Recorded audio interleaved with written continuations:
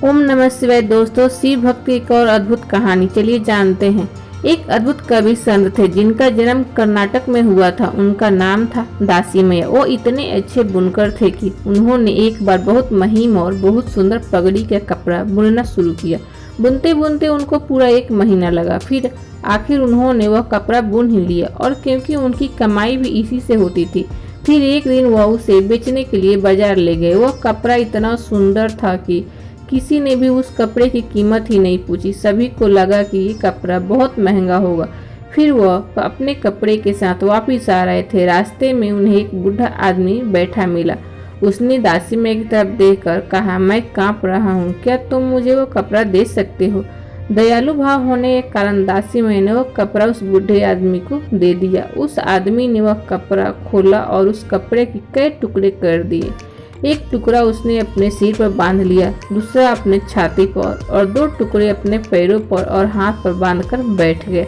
दासी मैया बस देखते रह गए। अचानक से बूढ़ा आदमी ने पूछा, क्या कोई दिक्कत है?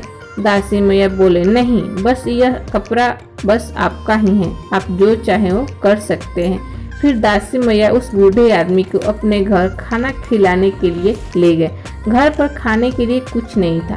अतिथि को देखकर उनकी पत्नी बोली, घर में इतना खाना भी नहीं कि आप खा सको, और आप एक मेहमान साथ लाए हैं। दासी मैया फिर परेशान होकर कहा, चलो मेरा छोड़ो, घर में जो भी तिल फूल है उसे बनाकर ले आओ। तो फिर क्या था, अपने भक्त को ज्यादा देर अजमनसा में पड़ा नहीं देख पाए। वो बूढ़ा आदमी और कोई नहीं, वो भगवान शिव थे।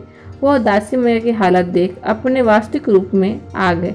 फिर भगवान शिव एक मुट्ठी चावल उनके अनाज के बर्तन में डाल दिया। वह बर्तन अक्षय बन गया, भाव कि जिसका कभी अंत ना हो। उस बर्तन में फिर कभी भी अनाज खत्म नहीं हुआ, यानी वह कभी खाली नहीं हुआ। दासी मैया और उनकी पत्नी ने उस बर्तन से बहुत से लोगों की मदद की, यानी बहुत से भूखों को खाना भी खिलाया और स्वयं भी उसी से ही भोजन पाया। तो यह था दासी मैया की कथा। उनकी भक्ति कविताएं और उनकी अनुपस्थिति ने कई लोगों को रूपांतरित किया और कई लोगों को हृदय परिवर्तन भी किया। इस वजह से लोग दासी मैया को देवरा दासी मैया कहने लगे। देवरा की भावार्थ यह है कि जो ईश्वर का है। दोस्तों, हमें यह कथा से सीख मिलती है कि भोलेनाथ को पाने के लिए कुछ ज्यादा यातना करने की भी जरूरत नहीं पड़ती। बाबा तो बस प्रेम की डोर से खींचे चले जाते हैं। मन में सच्चे भाव हो, हृदय में प्रभु का नाम हो, सबको एक ही दृष्टि से देखा जाए और यह सोचा जाए सब शिव के अंश है। वीडियो देखने के बाद कमेंट करके बताएं आपको कैसे लगे यह कथा, और कमेंट में ओम नमः शिवाय लिखना ना भूलें। दोस्तों को भी शेयर करें और हर हर महादेव।